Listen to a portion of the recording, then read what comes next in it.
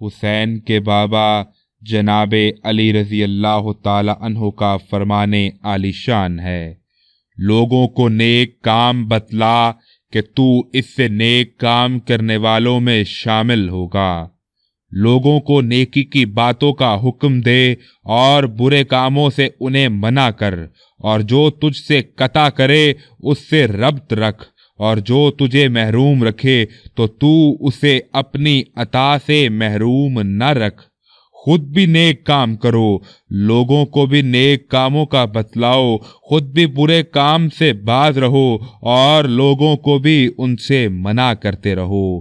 بے شک اللہ تعالیٰ سے اس شخص کی طرح ڈرتے رہو جو لوگوں کو نیک کام کی طرف بلاتا ہو اور خود بھی اسے کرتا ہو، اور گناہوں سے تائب ہو کر اللہ تعالیٰ کی طرف متوجہ ہوتا ہو۔ بس امر بالمعروف نہایت بہترین عمل اور بے وفائی نہ کرنا بہت اچھی کمائی ہے۔ لوگوں کو جو برے کاموں کو نہ دل میں برا سمجھیں نہ ہاتھ اور زبان سے مٹائیں، ایسے لوگ جیتے جی مردوں میں داخل ہیں۔ بعض لوگ جو برے کاموں کو ہاتھ زبان سے مٹاتے اور دل میں برا سمجھتے ہیں، ایسے لوگ خصائل خیر کے جامع ہیں۔ بس دنیا میں اپنی لذتوں کو پورا کرنے اور اپنا غصہ نکالنے کی کوشش نہ کر، اور ان کو اپنا اعلیٰ مقصد نہ بنا، بلکہ حق کو زندہ کرنے اور باطل کو مٹانے کی کوشش کر۔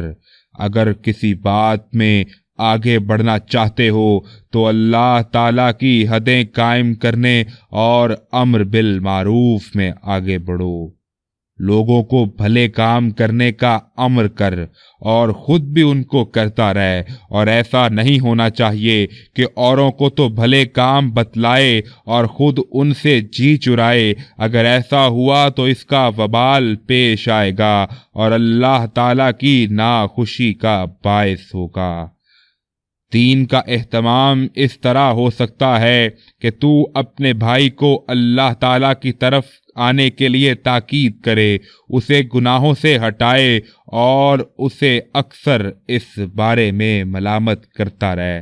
اللہ رب العالمین ہمیں مولائے کائنات کی امیدوں پر پورا اترنے کی توفیق عطا فرمائے، آمین۔